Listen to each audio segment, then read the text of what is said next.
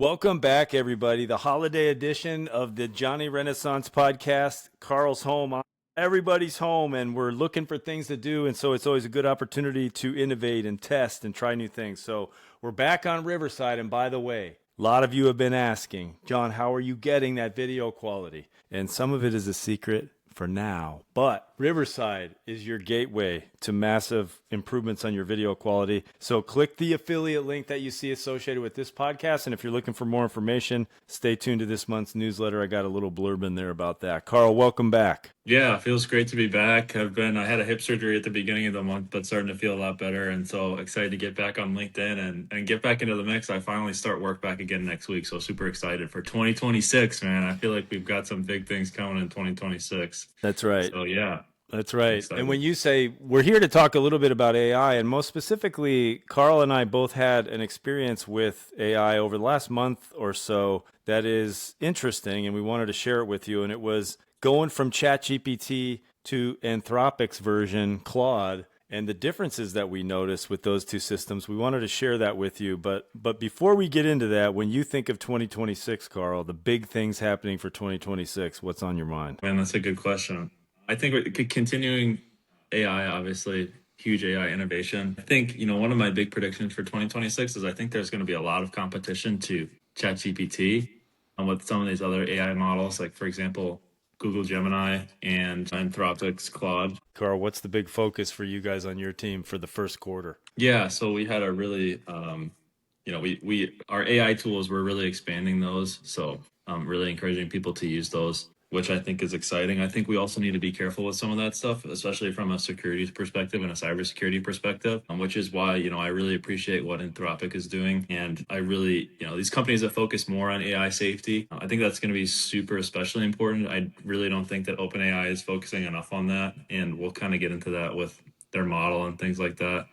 But yeah, anyway, like I was saying, I think there's going to be a lot of, for 2026, focus on these other AI models, like, for example, Grok, Anthropic, or Claude and Gemini. I think Grok is another one that I'm a little bit worried about because it's trained on Twitter's highly unregulated data, which I don't love that either. So yeah, I think all this expansion is really exciting, but we need to be really careful about, where we're going, especially from a security perspective. Yeah, so, I'm excited, but also, a little bit worried with some of this stuff. We need to be sure we're like scaling, at a pace where we can actually handle some of these risks. So, well, yeah, you mentioned two things, safety and training.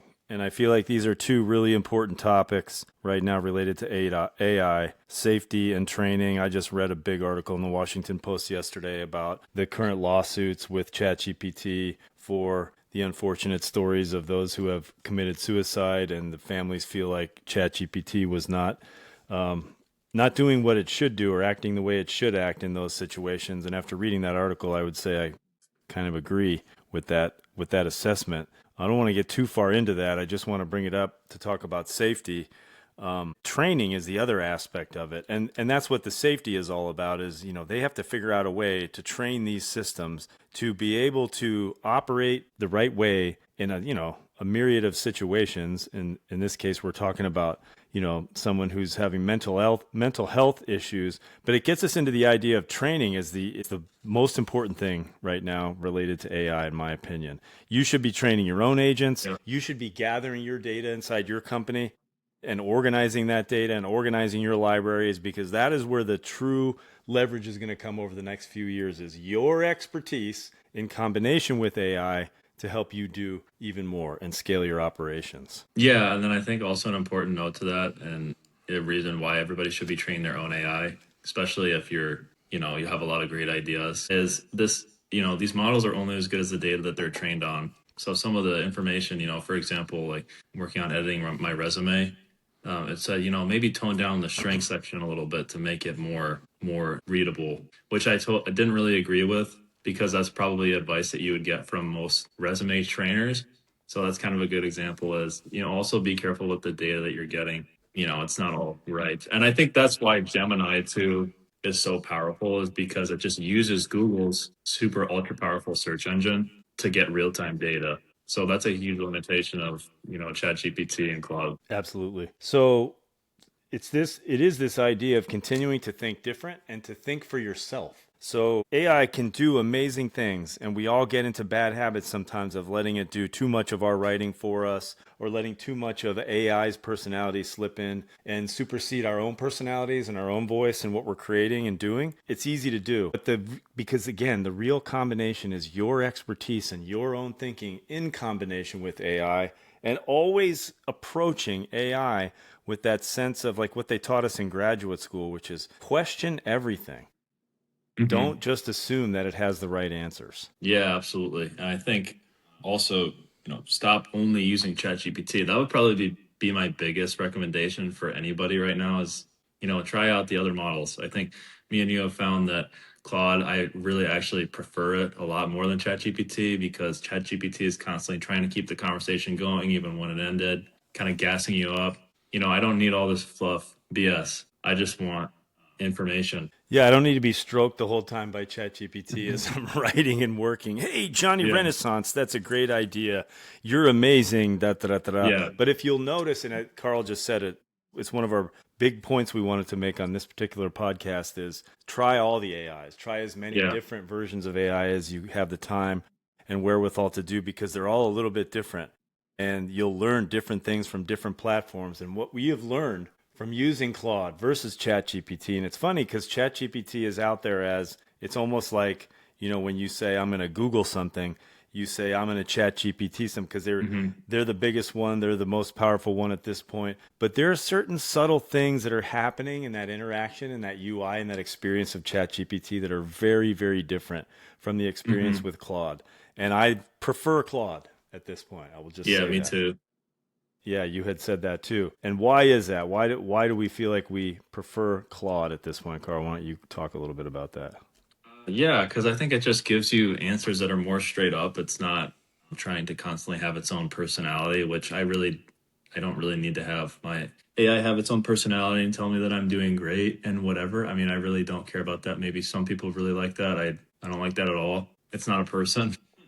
So I just want to use it to get information and help me. And then also, I feel like the tone that Claude uses for its writing is much more effective and actually sounds more like someone wrote a paragraph than ChatGPT. ChatGPT uses a lot of sensationalistic terms and phrases that I really don't like. And so if you read through, maybe somebody's description, you can be like, oh, or whatever. You can be like, oh, that was obviously used by ChatGPT. Claude back. It'd be looking to expand on this or do more that it needs to. Reasons one sources and constantly.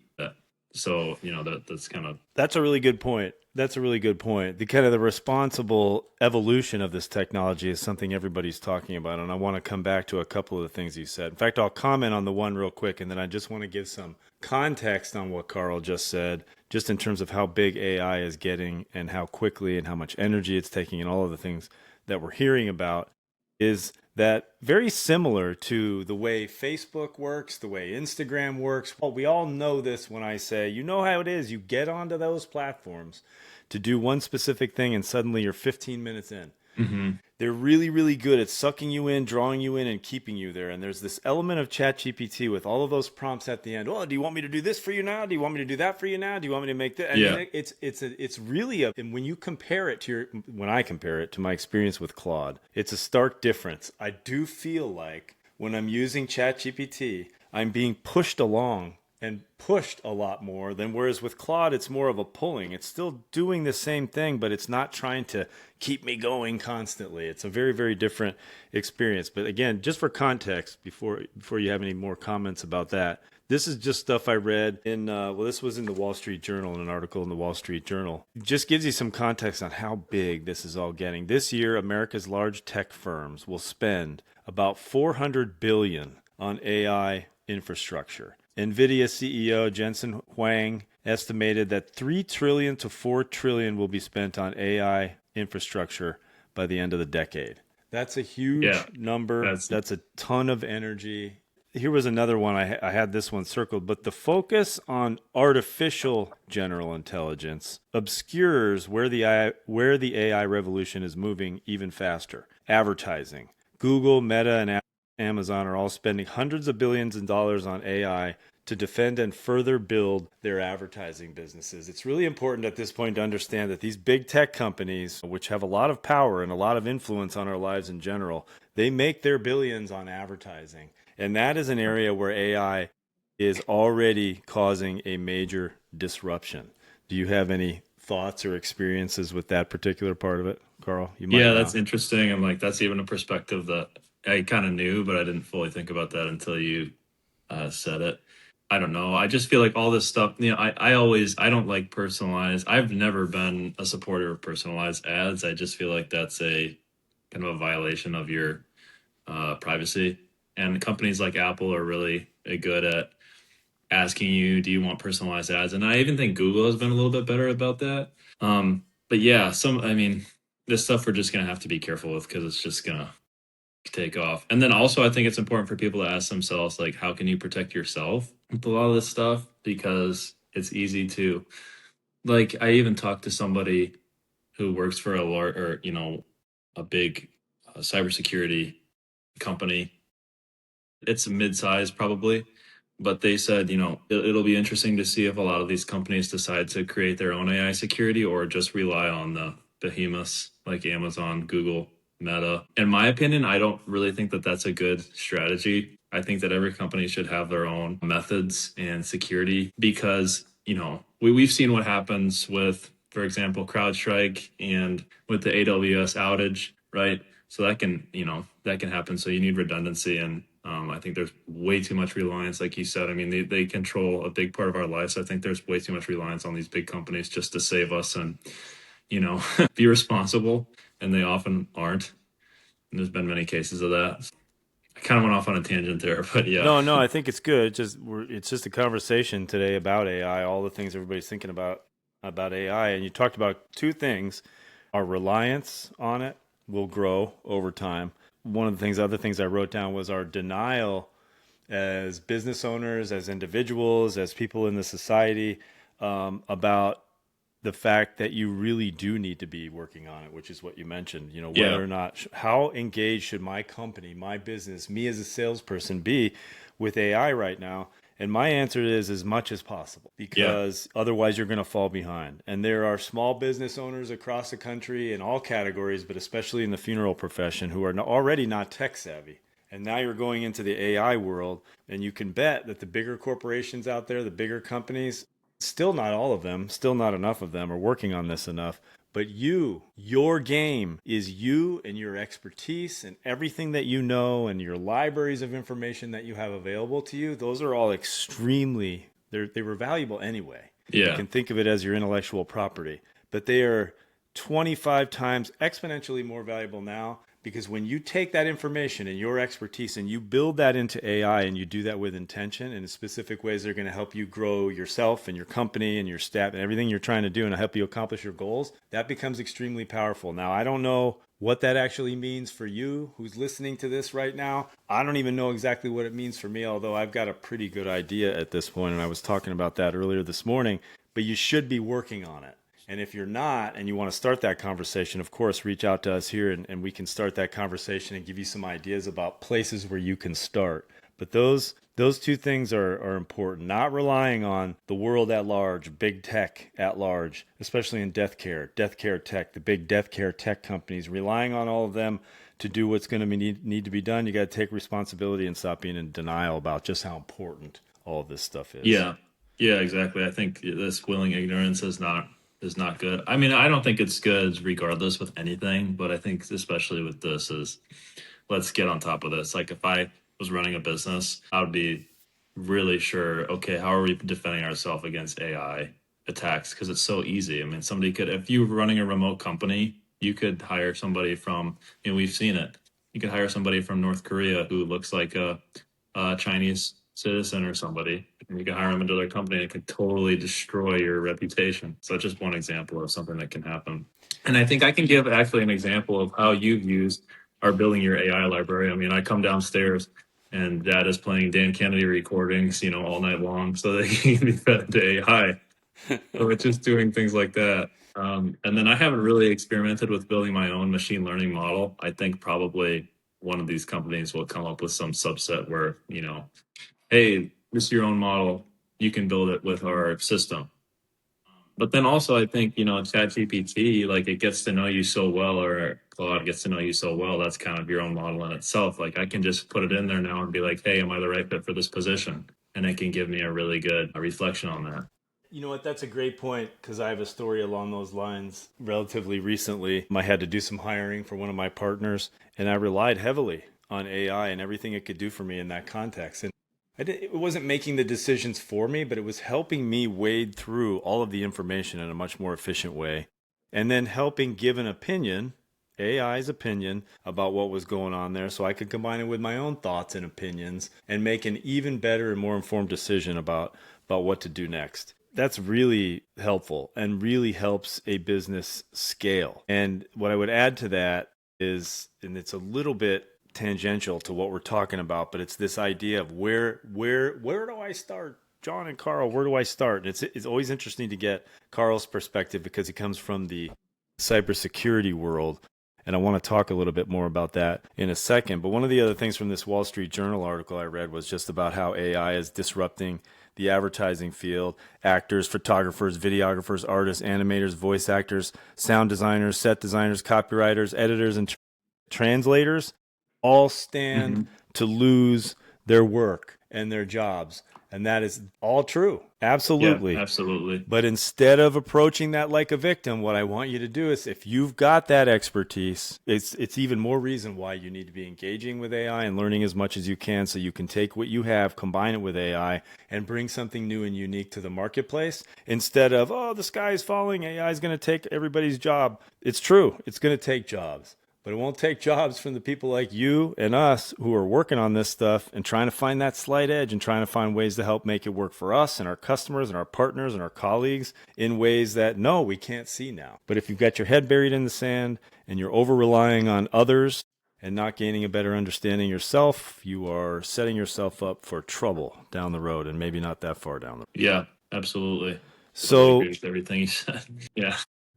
I want to come back to the cybersecurity thing because I've literally had two partners recently who were hacked, funeral homes hacked. You know, you think hacked, oh, some sophisticated hacking. Somebody got into their emails. So somewhere along the line, somebody got a password that they shouldn't have access to and got into these funeral home email accounts and wreaked havoc Yeah. and caused all kinds of problems. What are some of the simple ways right now as people engage with AI, Carl? Simple things simple, like just not, making sure your passwords are secure, for example, but that people can do, business owners can do, funeral homeowners can do, agents can do to protect themselves as they begin to engage in this brave new world. Yeah. Yes. Great question. I think, something I'm worried about, and I think still we're worried about at McDonald's, is people putting in proprietary business information into AI.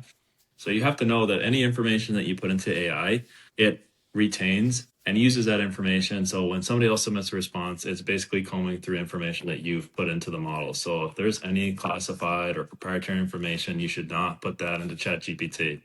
There's some kind of secret recipe or formula or plan that should not go into ChatGPT. So I think that's the number one biggest problem is people putting that information in, thinking that it's just safe and it's going to protect your data. It's not going to protect your data.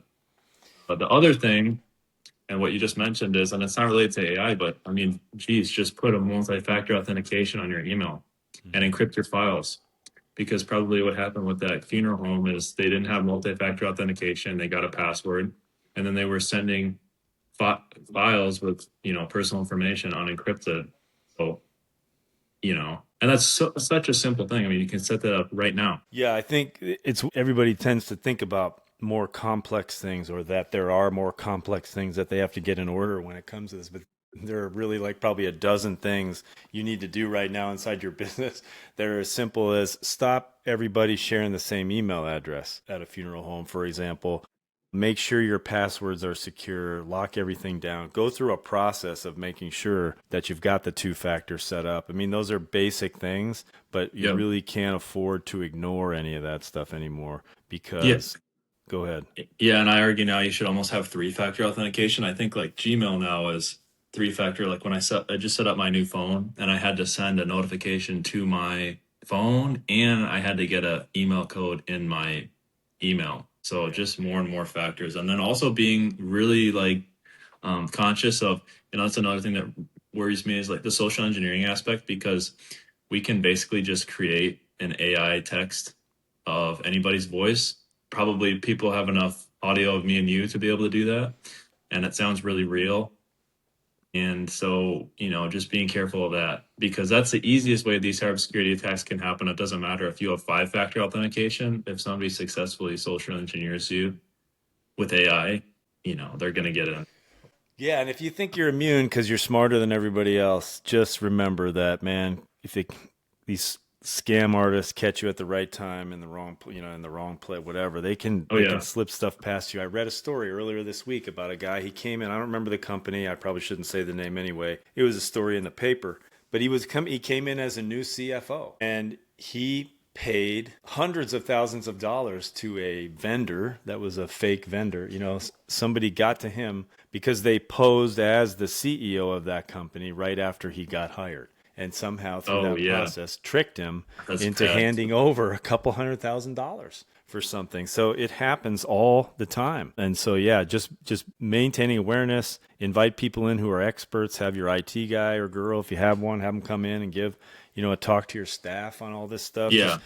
Just increasing the level of awareness, really, really important, because it's getting easier and easier to create fakes that can fake you out in a lot of different ways without going into all the details. But Yeah, and I think also like a tiered approach to opening things back up is really important. Like if you have all your AI stuff locked down, like, okay, we're going to let you use this tool first and educate you and train you on this. And then we'll move on to this tool instead of opening everything up all at once. The thing right. that also worries me too is like the file sharing, the AI file sharing and things. Yep. That just has the potential to be, you just have to be careful. Yeah, like Like, right yeah, now, I just keep going back to funeral homeowners because that's who I'm working with currently. But I'm just thinking about and again, it really applies to any small business. Just think about right now your staff uploading documents to ChatGPT or Claude or any AI that maybe you don't want up there. And that comes back to the value of your data right now is so important, and hmm hopefully this all reinforces that. One of the processes you should definitely be going through right now is getting your library in order. And I mean all the analog stuff, the paper, the electronic stuff, the stuff in your brain, all the expertise that you have right now is extremely valuable when combined in strategic ways with AI. So I wanted to just plant that seed on this podcast today because I've been going through this myself. Content marketing, being an influencer, all that stuff, still really important part of your business strategy. I mean, that's why Carl and I invest so much time and effort in that. But remember, every single thing that you put into ChatGPT or any one of the other AI tools, or that you upload online for public consumption, is potential training data for AI. But it's your data and it's your information, yeah. which is why I think at this point you really need to be thinking a lot more carefully about what you share publicly. You should still be doing it. And then you take the more sophisticated, fine tuned stuff and expertise. You really need to be building that into your own library because it's going to become more and more valuable over time. And it's going to become a difference maker when you're trying to prevent yourself from getting swallowed up or your job swallowed up by AI. Yeah, and I think it's also just, so I don't think AI is going to take over as many jobs as they're saying, or maybe it will. But I think there will also be other jobs created. Like I think it's, just pivoting to something that makes more sense with the rise of AI. Like for example, software engineers. Like how can you just pivot your position? And I don't really think it takes much. How can you pivot your position to think about, okay, how can I work with AI with this position and maintain my job? Mm-hmm. I'm even thinking about that with cybersecurity. I think it's going to be a really, really long, long time, or if ever. I don't, when are we ever going to be able to rely on AI for security? I don't think that's ever going to happen. So it's like thinking about unique ways that you can rebrand and reposition yourself. Personal Branding Day 2025. Yeah, how can you do that? That's right. Carl, it's just been a theme here at the Ashworth household various days of the year where I just declare this as Personal Branding Day 2025 Holiday Edition. And then we create some content and put it up just as a way to motivate everybody to get it up. But here's an example of what you're talking about. This is also from this same, and I should give the title of the article in the Wall Street Journal that I keep quoting here is AI is about to empty Madison Avenue. And it's written by this guy Rajiv Kohli. Hopefully, I'm pronouncing that right, but he's a professor at the Columbia School of Business, and he's done a ton of research on all of this. And so and again, he's talking here about how AI is going to replace all these people in the advertising world. But to your point, Carl, and other points I've made here already, not if you don't get ahead of it. If you get ahead of this and you're smart about it, you won't get replaced. But if you act like a victim and you weren't bringing enough value to begin with, you're going to get replaced. And you probably should. Here's the example. AI-powered campaigns on YouTube delivered 17% higher returns. Google reports that advertisers using AI-powered search campaigns typically see 14% more conversions at a similar cost. And so AI is helping us improve results by doing whatever is done on those platforms to optimize the ad creative itself, to get it in front of more of the right people, et cetera, et cetera. Here's my point. You, as an expert in this field, becoming an expert in AI in this field and as it relates to advertising, you might be able to generate double that, a 28% increase in conversion rates. So, and this is, I caution everybody because the media is guilty of this big time. They love these kind of stats and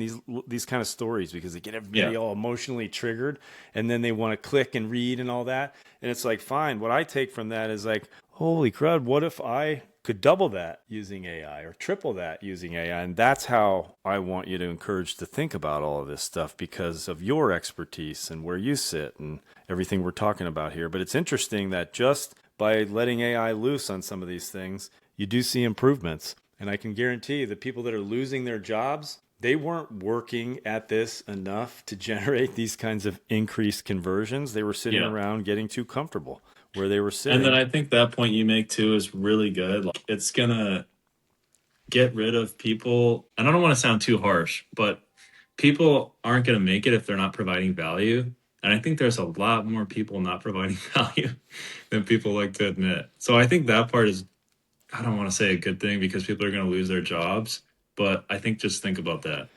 Every day, how am I providing value? Like my finance professor really said this best at UW-Madison. Usually at every corporate company, there's a stock ticker somewhere and it tells you if it went up or down that day. If you go down the elevator that day and you see that stock ticker went down, you didn't do your job. So it's just, how are you providing value every day? That's right.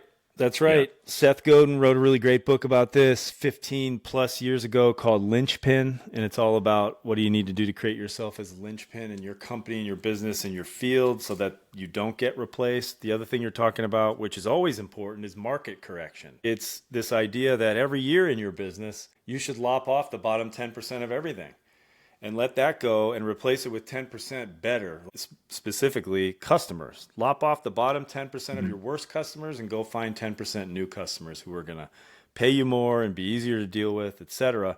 That market correction is not a bad thing. If we're doing it responsively and we're doing it strategically, is it going to hurt some people who, end up in the wrong place at the wrong time? Certainly is.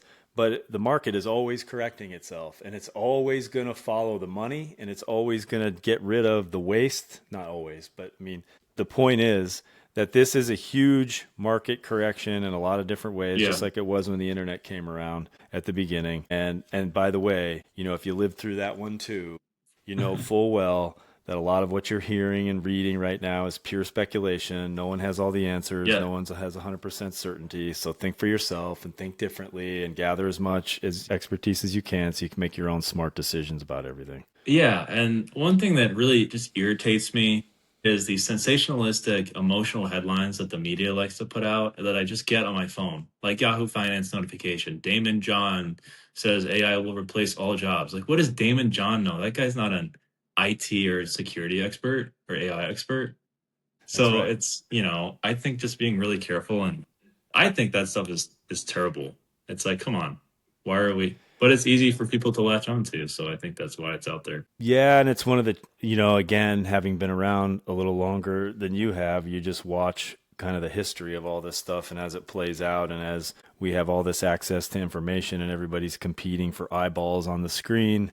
you have a lot of that going on in the media and in the news. And that's why we've ended up with this idea of fake news, because there is a lot of BS that gets spread Yeah. around and people never dig any deeper on stuff. I just have a side story about this because, again, and I mentioned it earlier, it comes back to what I really learned in graduate school, which was how to really dig in and find what the real answers are, what the real data is, and to question everything. When I was running my fitness business way back when, and I've told you this story, Prevention Magazine puts out a book about, and now the specifics of it were escaping me, but it doesn't matter because the point is it was an entire book about weight loss and it made big headline, big title. I wish I could remember because it would have more impact here.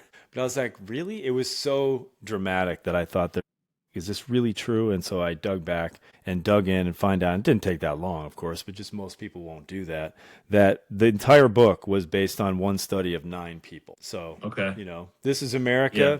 You have freedom of speech. You can do whatever you want. The trade-off there is, as a consumer of that information, dig in to the details and get the real answers, and don't let the media headlines sway you. It's hard to keep up. There's way more information on any given day and any given minute now than you could ever keep up with. So Yeah. one idea there too is selection. Stay tuned to the things that make sense for you, but you got to read, you got to go through Yeah. it, you got to stay in tune. And I think maybe it takes, and I don't do this, you do this. I need to start doing that. But maybe it takes getting up at 5 a.m. every day and reading, to keep up on the information.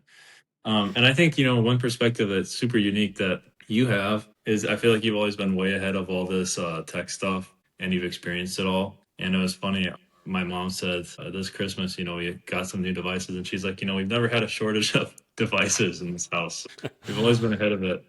But yeah, I think your perspective is interesting. I talked to somebody who was an old tutor of mine. He was around when the digital clock came out. So I think if you just think about the progress we've made over the past 100 years, it's pretty insane. Yeah. And I think maybe a good place to finish here, because it's on this same idea as this last part of this article, on this idea of not everybody has the answer. Be critical of what you're reading in media, understand where it's coming from and why, and what it's actually trying to do, and what the real information is, and dig into the details. Because critics worry that spending hundreds of billions on AI is a gamble on superintelligence that may never arrive. But Google, Meta, and Amazon aren't making only this bet. They are methodically consolidating the trillion-dollar advertising industry and displacing the creative workers who once powered it. Fighting back with you and your own unique personality. You're a human being. There's no substitute for that. I guarantee you there'll be no substitute ever for a robot showing up to a prospect versus me showing up to a prospect. Can that robot help me get better? Can it gather more information? Can it do all kinds of things that make me more effective? You better believe it. But that robot is never going to be able to make the kind of connection I can make with another human being. Yeah. So keep all of that in mind as you move forward out there, everybody. And we appreciate you being here and watching. Carl, is there anything you would add to that? Yeah, we're really big fans of Claude and Anthropic. We really love what Anthropic is doing with AI safety compared to companies like OpenAI. And we would love to have somebody from Anthropic on the next podcast. We would love nothing more than to have anybody from Anthropic onto the podcast next, so we could talk in more detail about what you're doing, why you're doing it, why it's important, and even more detail so we can learn more about it, because I don't think it's a perspective that everybody really has. It was one of the reasons we wanted to sit down and have this conversation today, based on my reading and understanding of the evolution of how we've gotten here, why Anthropic broke off and became their own thing, because they wanted to be more focused on safety. It's noticeable what you're doing. We appreciate it. We think it's valuable. And we would love to talk to you more about it. Thanks, Carl, for not forgetting to bring that up here. And we want to bring that expertise to the Midwest. I think that this expertise is really well thought out, especially on the West Coast. But I think let's bring it to the Midwest too, the middle of the country. So we would just love to have somebody to get their perspective too. So Awesome. Well, I hope for those of you that have been here that you've enjoyed this holiday edition of the Johnny Renaissance podcast here on LinkedIn with Carl Ashworth and John Ashworth. We're going to be covering a lot of ground here as we move through 2026. And we appreciate you being here and being a listener and a follower here on LinkedIn. If you're a follower, if you're not, make sure you follow Carl, you follow me. Carl's got a much bigger following than I do. And, Not necessarily. I think you have more followers. but we're both worth following if you're interested. So Yeah. we'd love to have you as part of the whole thing. Thanks, Carl. Appreciate your time today. Yeah, it's good conversation. Yeah. All right. Take care, everybody. All right.